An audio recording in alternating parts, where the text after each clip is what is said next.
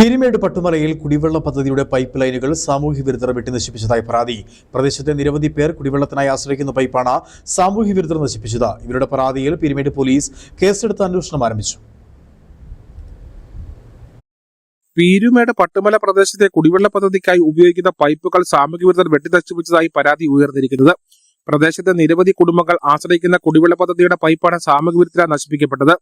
വേനൽ കടുത്തതോടെ മേഖലയിൽ കുടിവെള്ള പ്രതിസന്ധി ഉടലെടുത്തിരിക്കുകയാണ്.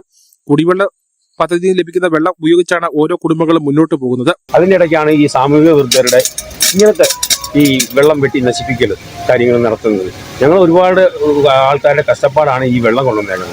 49 കുടുംബക്കാരാണ് ഇതിൻ്റെ അകത്ത് ഇപ്പൊ ഈ വെള്ളം ആശ്രയിച്ച് നിൽക്കുന്നത്. ഇന്നലെ ഇന്നുമായിട്ട് 2-3 ദിവസമായിട്ട് ഇവർക്ക് വെള്ളമില്ല. ഞങ്ങളിത് പോലീസിൽ പരാതിപ്പെട്ടിട്ടുണ്ട്. പട്ടുമല പ്രദേശത്ത് 6 മാസങ്ങൾക്ക് മുമ്പാണ് പൈപ്പ് ലൈനുകൾ സ്ഥാപിച്ചത്. സാമൂഹിക വിരുദ്ധർ വെട്ടിനശിപ്പിച്ചതോടെ ഈ പ്രദേശത്തെ 40ഓളം കുടുംബങ്ങൾ പ്രതിസന്ധിയിലായി. വിഷയത്തിൽ ഗുണഭോക്താക്കൾ പീരുമേട് പോലീസിൽ പരാതി നൽകി. പോലീസ് കേസെടുത്ത് അന്വേഷണം ആരംഭിച്ചു. News bureau, Peermade.